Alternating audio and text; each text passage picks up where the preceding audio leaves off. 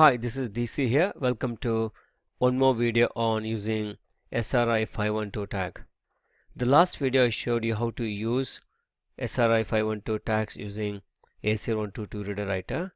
In this video also I'll be using the ACR122 reader writer. You can see I've connected already, but this is a different software, and so this video is going to help people who already have this software. For those who don't have the software, you're going to learn so many new stuff and some of the technical details of this reader writer. Now, as we did before, and you must have seen this software, I've used in so many hundreds of videos. So I'm going to choose the SRI 4K 512 screen. Now when you hit this activate, so there's a message here that says do not place the SRI tag yet, but place any type A tag. I have ultralight EV1 with me, so I'm going to place that first and click OK, and it says OK, now you place the SRI tag. I'm going to take it out and place the SRI tag, and you must have seen this same tag I've used in my previous videos. Press OK. Now this says the SRI512 tag has been recognized. Now if you want to try with some other tag, so I have got SRI4K. I'm going to place that thing here, and if you click, you just have to go through this. Let us not, so I don't need to use a type A tag second time. Now it says SRI4K tag has been recognized. So what is going to happen if I do not follow this step? I'm going to show you now. So what I just did, I disconnected the reader writer from my PC and reconnected, and I'm going to do the same thing again. Now click. So however, I'm not going to follow this step. So I'm going to place the SRI tag directly over here and say OK, and you can see that you get error message. This is going to be a bit technical. The reason is, now this entire software is using the Windows WinSCART DLL, and the SCART connect is the function you use to make a connection to the reader writer. Now this command always fails if you directly keep SRI tag here. Now I'm not very sure why this thing happens. So somehow I think it's something to do with the reader writer. Now the reader writer is not able to recognize there is a tag sitting on it. So I don't think you will come across this problem if you use some other reader writer. So if I take it out, click again. So this time I'm going to place, if you can see, if you noticed here, as soon as I place a type A or any reader, any tag, so that is recognized by this reader writer, so you can see the light flashes here as well. Now press, now take it out. Now what we are doing, it's a kind of a cheating. Okay, so just making the reader writer feel that there is a tag. Now I'm going to place the SRI5K, 512. Okay, now you can see that the tag has been recognized, and all these commands, what you see here, they're all the PN532 commands, and we know that the inside this ACR122 reader writer there is a PN532 board. So we have seen this couple of times in the previous videos. I would like to go through that quickly. Now this is like a cheating. So I'm sending a PN532 command to recognize or look for a type B tag. This SRI512 is the type B tag. Now the outcome of this is you'll always get a 00 here. Now because SRI512, even though it is a type B tag, it doesn't go through the correct anti-collision sequence of a typical type B tag. Now because it follows this tag follows this transition diagram. So there is nothing before that. If you remember the way the type B tags are accessed, you have to send a AQ or B, then you have to go through attrib B, then there's so many other commands that need sending. But this tag somehow looks like it's a bit of like a proprietary way of getting activated. So that's the reason, I suppose, the SRI512 does not recognize this. Now what I have done here is, we have seen this before. So by sending this command to SRI512U, you are configuring the PN532 chip to work with the type B tags, to work with the type B protocol, to work with the type B, the CRC calculation, and the type B, the, all this RF frequency, So this is a kind of a cheating. So we are doing here. Now after that, this is the way that this follows the method here. You go through the that every tag, as soon as you place, is always in the ready command, so ready state. Now from here, send a initiate command, it comes to inventory, send a select command, and you're selected. The initiate command will return the chip ID, and that is what used in the select command to get the tag to the selected state. Now here, the initiate command has returned me, and also this software shows you what has happened. What you see here is the outcome of the initiate command. After that, I'm sending a command called getUID. Now using this command, I'm able to configure the screen, because the same screen is used for the 4K, which has got more memory, and the 512, which has got only 15 or 16 pages. Now all the outcome of this is what I decide to configure this bit, okay, whether to show as that SRI512 has got 16 log bits, whereas a 4K has got only 8 log bits. Now this is something any programmer would do. So I have done I have based it using the getUID command. After that, the select. Now actually what you see, there's a multiple getUID here. Probably I could have this could be something in the software, so that will be fixed in the next release. After that, I'm selecting. To select, you have to send the chip ID, so the chip ID is here. Now once you do that, it's a read. There's a very same screen. This is the same screen, okay, you have seen my previous videos. So I'm not going to spend any time showing you how to read and write or work on OTP or counters. We have spent enough time on this. Please watch my previous videos, and everything is the same. It's just the screen which is used in two different softwares. Okay, it's a copy. Now the difference between this screen and the one in the earlier version of this software is, so these buttons are not there. Now these buttons are meant to teach you how to play with these type of tags. Now I have got this tag, it has got no locks at all. Looks like it's pretty clean. What I'm going to do is, I'm going to follow this this diagram. I'm going to take this tag into a deselected state by now trying to select a chip ID which is not a valid. Now if you want to try that, so click on deselect. So deselect, if you look at this response here, this is a timeout response. The documentation says deselect does not, or see, there is no deselect command. You should keep that in mind.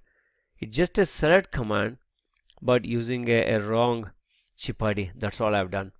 So I might have if the chip ID is 25, I might have used 26. I found an interesting site, what you see here, and you can get access to all the documents, all the data sheets of these tags 4K, 512, SRX 4K, and SRX 512, and SRT 512. So I want to bring some basic difference between these different tags. So what I have noticed is, these two tags, the SRX 4K and SRI 4K, they have got a very identical memory structure. So The only difference is SRIX4K has got a new command called authenticate, which can be used to find if the tag is the authentic from STM or not. And these two tags, SRIX51 and SRIX512, so they do look, the names are very similar. However, there is a bit of a difference between those two. The difference is with the number of log bits. So here you got 16 log bits. That means you can log all the 16 pages. Whereas here the log bits are identical to SRX4K. You got only 8 log bits, so you can log only maximum 9 pages or 9 blocks.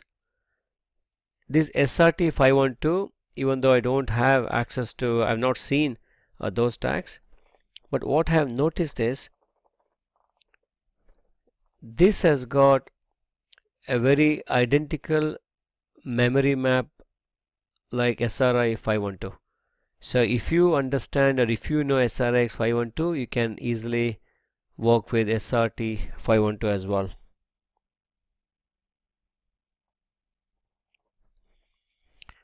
And so you can get access to all the various documents here. So I have not seen the SR176. Now once you understand all these memory structures and commands, these are all more or less identical. So this is the website I found, and the only problem, it's not like a problem if you try to I contacted these websites. You cannot buy 1 or 2 or 10s. You have to buy in thousands from this website. Probably this website is for for distributor.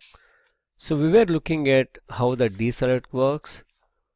So I have got this tag selected, and this tag has got the chip ID as AC. If I click the deselect, so what I have done here is I'm sending a select command with the chip ID which is one more than it was before, that's AD. Now if you try, now what has happened, if you look into this documentation, we were in the selected state, and now we have moved to the deselected state. It's very clear here, whenever you do a select which is not equal to chip ID, we are in the deselected state. Now while the tag in deselected state, you cannot use any of these if you look at, if you just scroll a little bit down, these read, write or get UID, none of these command will work in this deselected state. So let's go to try. I'm going to hit this read tag. So you can see that it is doing something.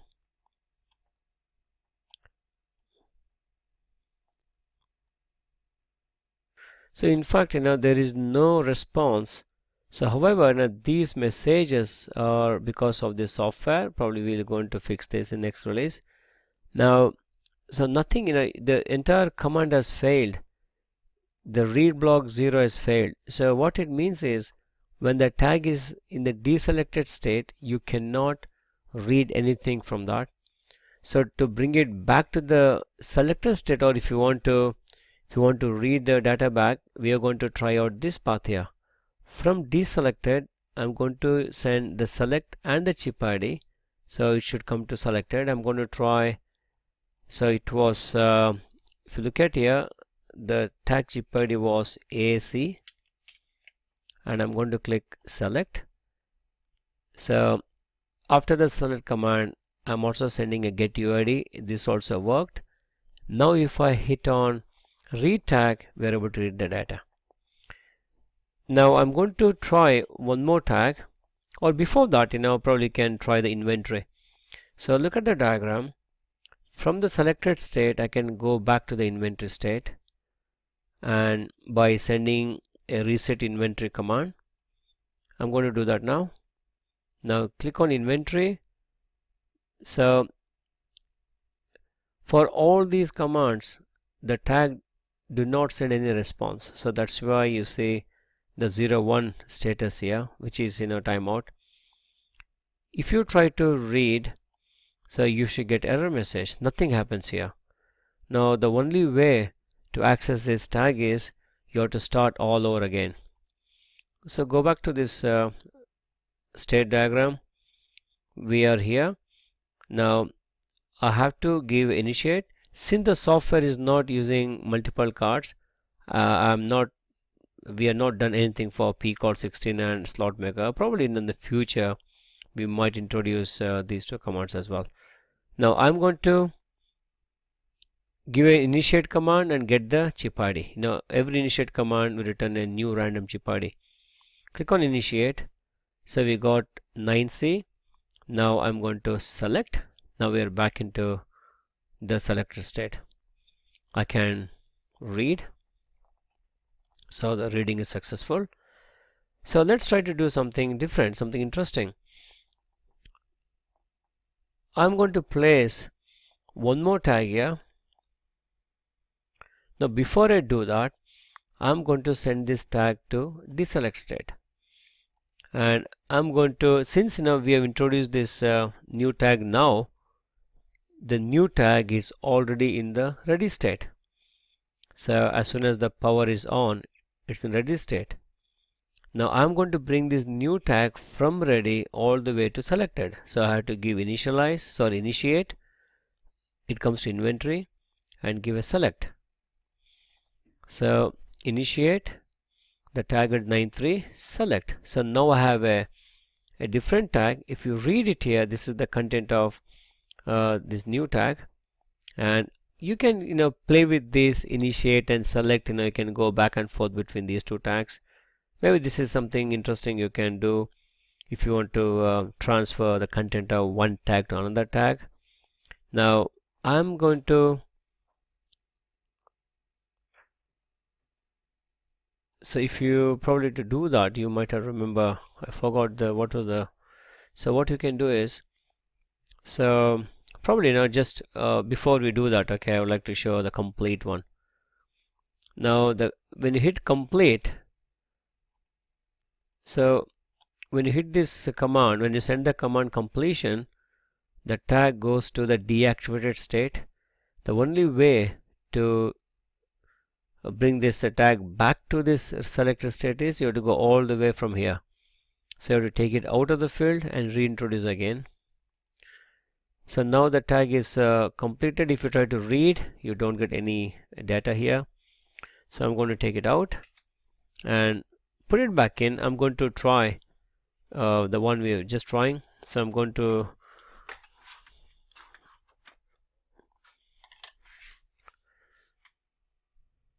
I can try initiate.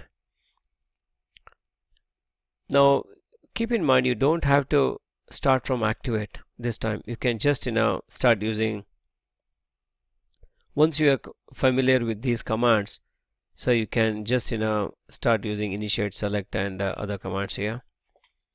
I'm going to select. I shall make a note of this. It's a chip ID 08.